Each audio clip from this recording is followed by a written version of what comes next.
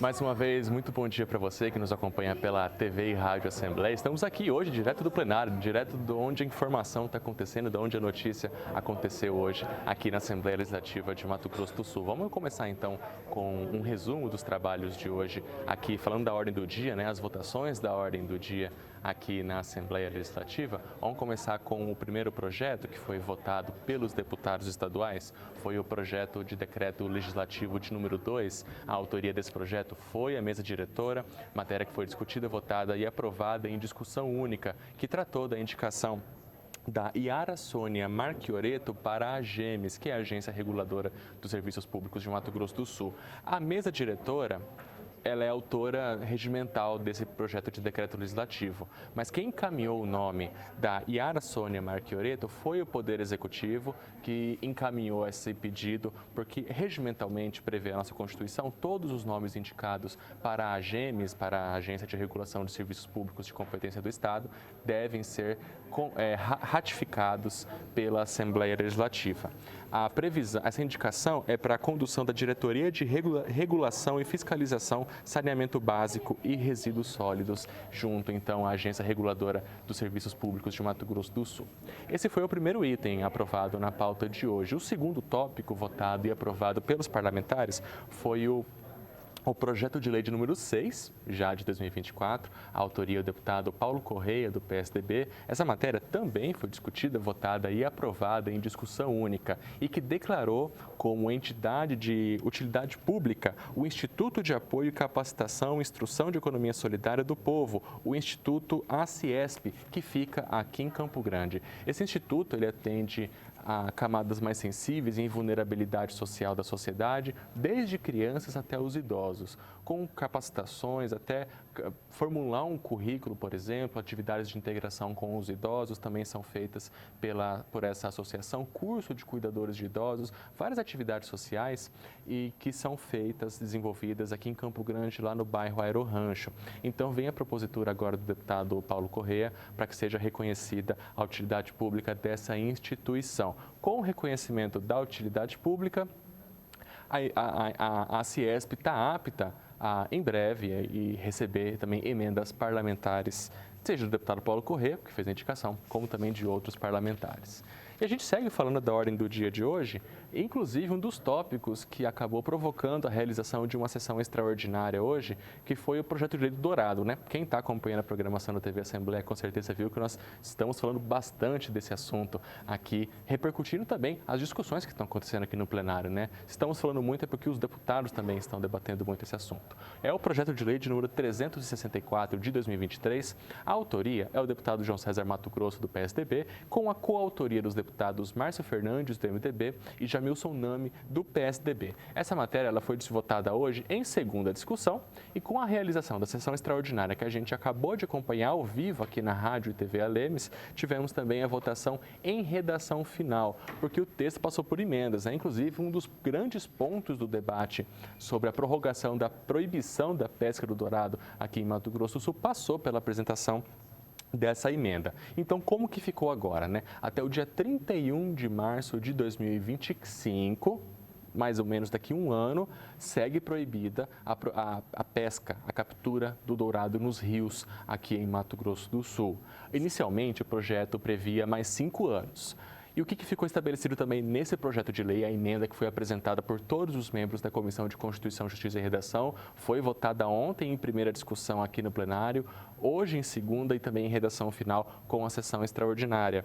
Que junto com essa prorrogação, no final desse período de um ano, até março do ano que vem, o governo tem que apresentar um estudo para indicar se há necessidade ou não de uma nova prorrogação. Esse estudo que deve analisar o povoamento do dourado nos rios aqui em Mato Grosso do Sul. Mas o pesca e solte, ele segue permitido, a captura para fins científicos com autorização do IMASU, ela segue permitida e também o criame em cativeiros dourados segue permitida.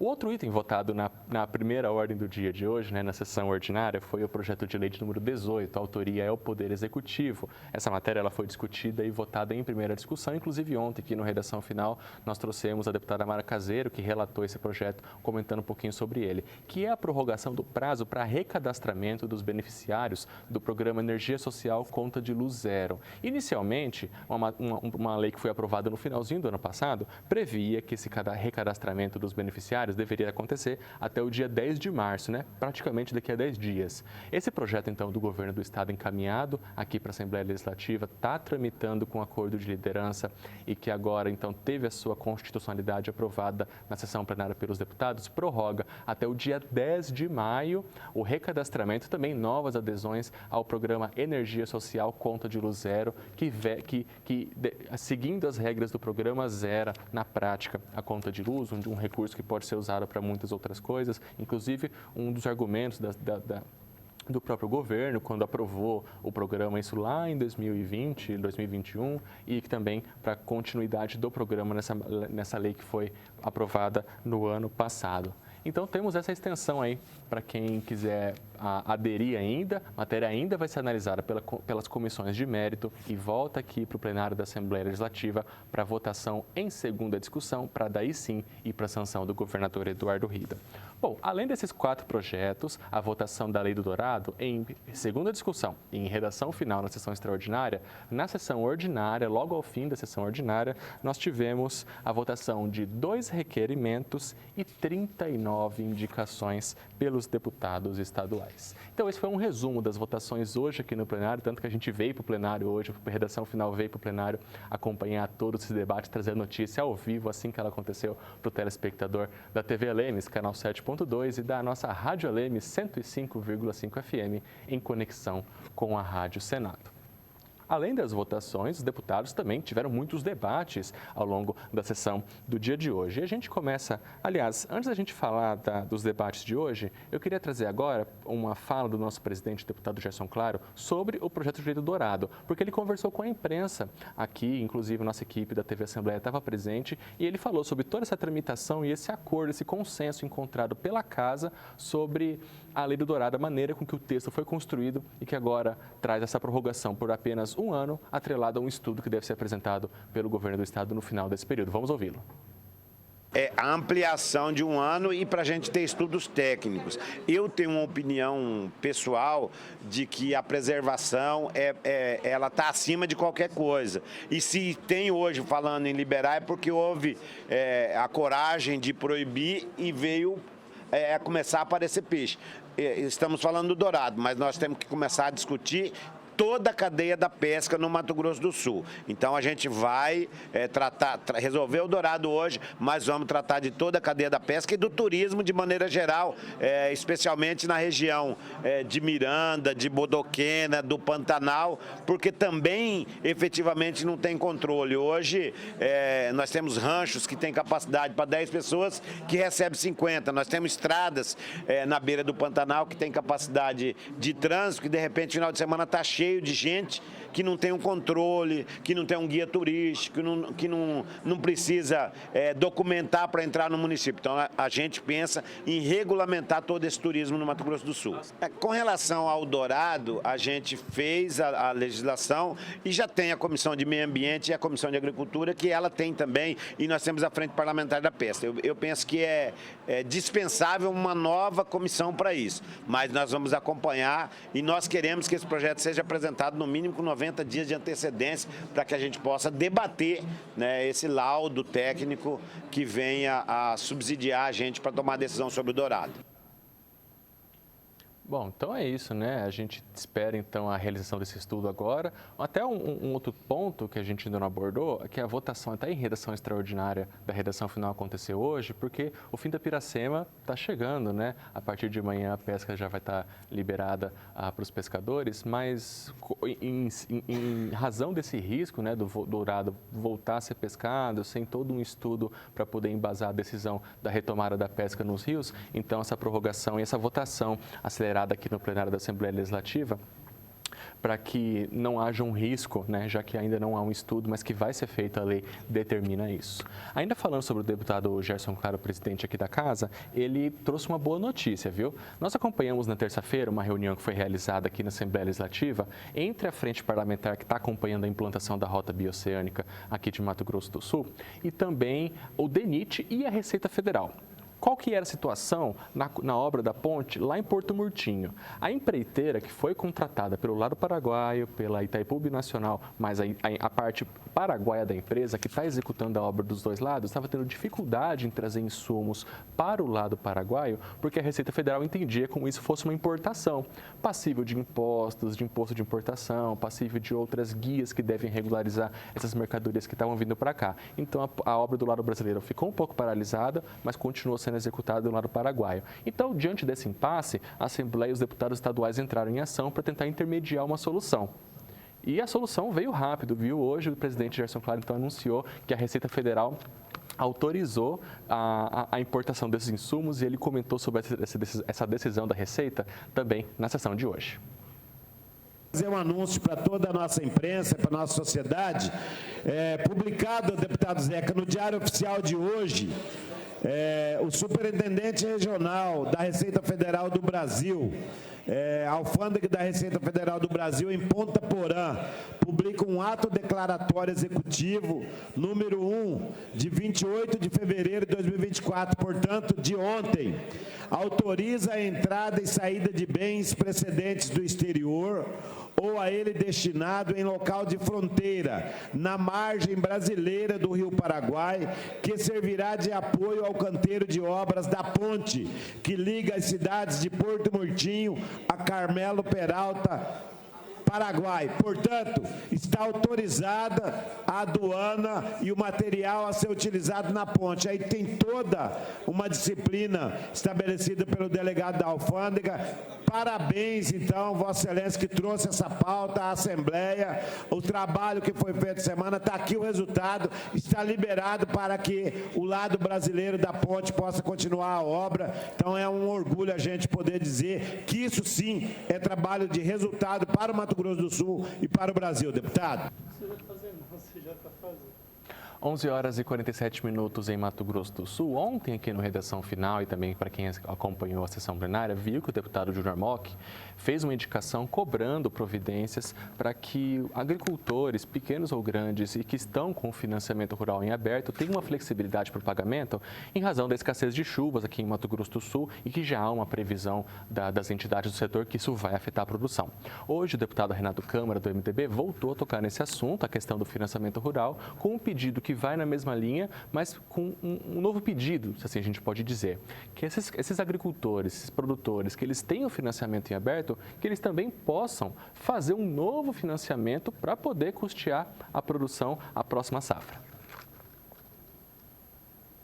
Esse é um assunto que tem sido discutido na FamaSul e que está sendo encaminhado para todos os deputados do Brasil, pedindo providências emergenciais para amenizar a grande crise econômica que o setor vem passando, principalmente devido aos preços dos nossos commodities, que estão muito baixos. Esse é um assunto complexo, mas que existe algumas ferramentas que o governo federal pode utilizar para amenizar esses danos a toda classe de produtores que estão sofrendo com essa questão econômica que tem vários aspectos. E o pedido é para prorrogação por no mínimo mais 6 meses das parcelas da modalidade de custeio que estão prestes a vencer como forma de não inviabilizar o custeio das próximas culturas. O financiamento chega, se o produtor não consegue pagar, ele acaba ficando sem crédito para o próximo exercício, para o próximo plantio.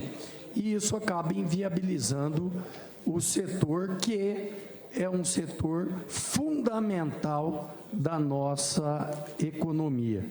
Também a prorrogação para o final do contrato das parcelas da modalidade de investimento, minimizando o prejuízo sobre o capital de giro. Tem muito investimento que foram feitos devido ao boom do agronegócio, compra de equipamentos, de máquinas agrícolas, construção de barracões, e esse ponto precisa, esses investimentos têm que ser devolvidos. Nós queremos também que se prorrogue isso temporariamente, né, ou alongue o prazo de financiamento para que se possa dar um fôlego nesse momento emergencial que a categoria vem sofrendo. Essas medidas visam assegurar a continuidade das atividades agrícolas e pecuárias, evitando prejuízos irreparáveis aos produtores rurais e, consequentemente, a economia do nosso Estado. Tá aí, então, a fala do deputado Renato Câmara. 11h50, a gente segue ao vivo aqui com Redação Final na Rádio e TV Alemes, agora para falar de um projeto de lei lido pelo deputado Reinaldo Modesto do Podemos durante a sessão do dia de hoje, em que ele pede que unidades de saúde, tanto hospitais como postos de saúde, tenham uma estrutura adequada nessas unidades para poder atender a pacientes obesos. Para que vossas excelências tenham uma ideia, fazendo uma retrospectiva do censo do IBGE, desde 2010 até o último agora recente, 2022, que vai sair o final agora em 24, aproximadamente, deputado Gerson, 96 milhões de pessoas no nosso país, acima de 18 anos de idade, tem um problema com relação à obesidade ou a questão da deficiência física ou mental. E isso permite com que nós tenhamos uma infraestrutura adequada no sistema de saúde para atender essas pessoas. Nós temos as macas, temos as camas hospitalares, todos os hospitais têm aí os seus equipamentos, mas o que está faltando é a adaptação. E é justamente nesse sentido, levando em consideração esse alto índice de milhões e milhões de pessoas que sofrem com essa patologia que é a obesidade, que acaba acarretando outras patologias, é que nós estamos apresentando um projeto de lei que dispõe sobre a disponibilização de macas e camas adaptadas na rede de saúde pública e privada de Mato Grosso do Sul aos pacientes que especifica e dá outras providências. Portanto, senhor presidente, estou apresentando esse projeto de lei e que Mato Grosso do Sul não é diferente nesse cenário geográfico nacional, também temos um alto índice de pessoas com a questão da deficiência e também de obesidade e que no momento de maior vulnerabilidade, no momento que precisa de ocupar um leito hospitalar, tenha essa infraestrutura adequada para atender os nossos amigos e irmãos sul-mato-grossenses. É o que tinha, senhor presidente. Muito obrigado. É um atendimento humanizado para todas as pessoas, todos os sul-mato-grossenses. Quem acompanha aqui a gente sabe que o presidente Gerson Claro tem falado muito, repercutido muito aqui no plenário sobre os investimentos privados que estão acontecendo lá no município de Sidrolândia, tanto no setor de frigoríficos e mais recentemente também na construção de uma grande usina de processamento de grãos para a fabricação de etanol, de álcool aqui. E isso tem movimentado a cidade, né? Tem gerado um movimento maior do que a cidade, que já tem grandes usinas, também como a JBS, grandes fábricas, aliás, usinas não, fábricas, como é o caso da JBS, e a Impasa, que é essa nova fábrica que está em construção por lá, também tem provocado uma grande circulação de veículos, de pessoas. E uma indicação, então, encaminhada hoje pelo presidente Gerson Claro, pede estudos para que pelo menos trecho da BR-060, que é a rodovia que liga Campo Grande a Sidrolândia, possa ser duplicado. Nós temos um município que tem hoje lá na avicultura um projeto de duplicação da quantidade de frangos a ser abatido pelo JBS, um projeto de suinicultura, deputado João Henrique, de investimento de cerca de 500 milhões de reais, que vai ter um movimento muito grande, e agora o etanol chegou na cidade com 2,5 bilhões de investimento da Impasa, que a previsão é de uma movimentação de aproximadamente 1.000 caminhões por dia na chegada de Sidrolândia na BR-060. Então eu aproveito esse momento para fazer duas indicações. Uma, indico à mesa, na forma regimental, ouvido com o Leandro Plenário, que seja encaminhado expediente deste poder ao senhor governador Eduardo Riedel, com cópia ao senhor Euro Nunes, superintendente regional do DENIT, solicitando a duplicação da BR-060 na entrada do município de Sidrolândia, vindo de Campo Grande, bem como na saída do município para Maracaju. As entradas e as saídas da cidade está impossível o trânsito já em virtude dessas empresas hoje, no dia de hoje.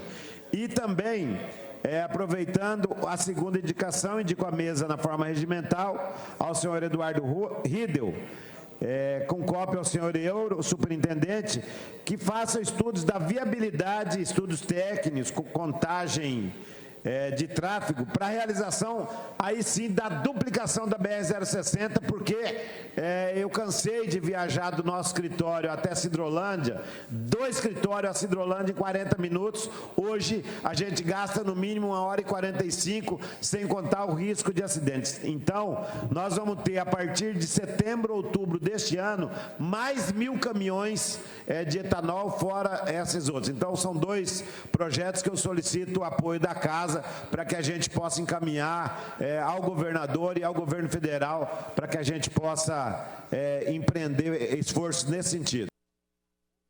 Então, até um relato pessoal do presidente Gerson Claro sobre a movimentação, que ainda deve aumentar lá no município de Sidrolândia.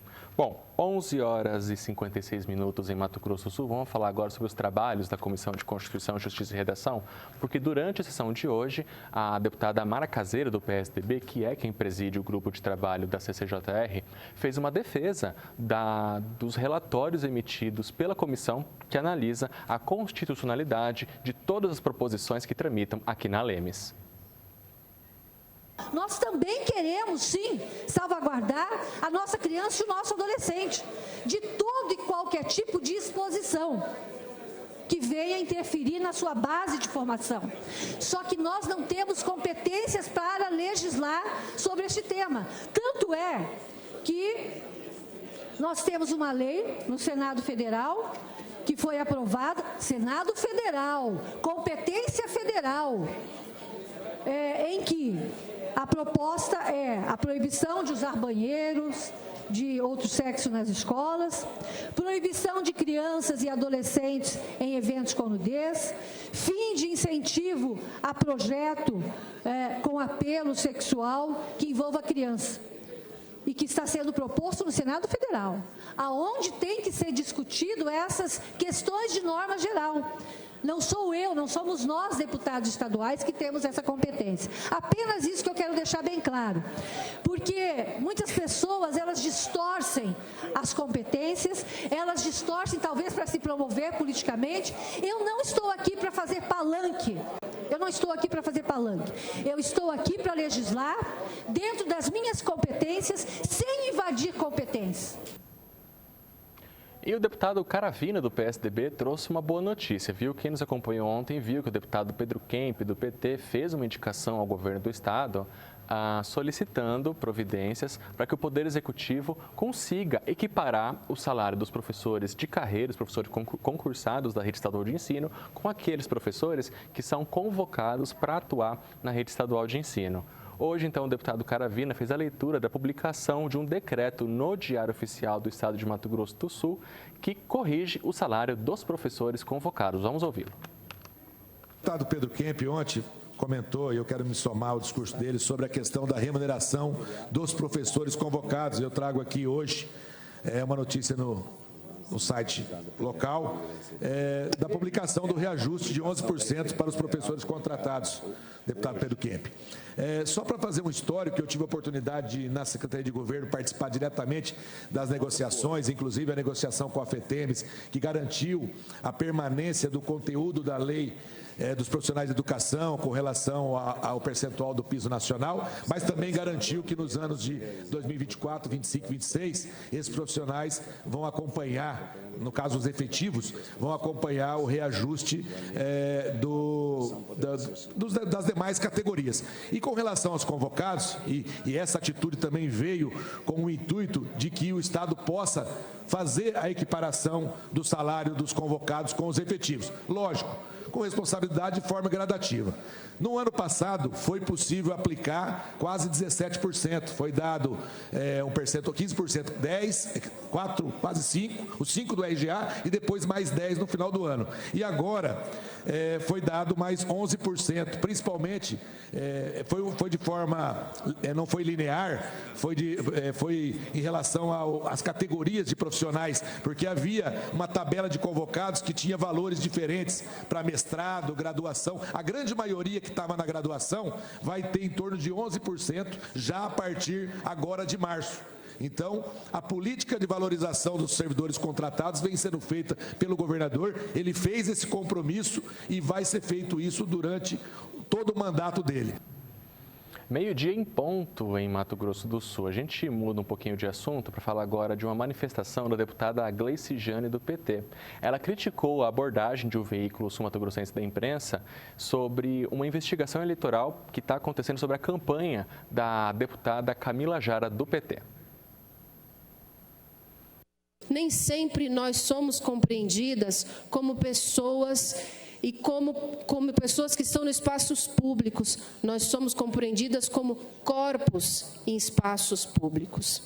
Não somos vistas como pessoas que estão aqui para fazer debate político, que temos uma capacidade e uma competência. Nós somos analisadas pelos nossos corpos. E foi o que aconteceu ontem com a nossa deputada Camila Jara. Ela passa por uma situação de um processo, de uma investigação, e que acontece nesses espaços da política. Nós vivenciamos várias situações como essas, mas a ela é dado o termo, em um jornal local, de bonitinha mais ordinária. Nós estamos falando de uma interpretação que não respeita uma mulher no espaço público da política. Bonitinha já é pejorativo por si só, é diminutivo. Nós estamos diminuindo uma mulher ao seu corpo, a uma beleza, mas num termo diminutivo. E ordinária, não preciso dizer sobre isso. Não podemos aceitar que as mulheres que estão na política sejam desprestigiadas, desvalorizadas e desconsideradas nesses termos.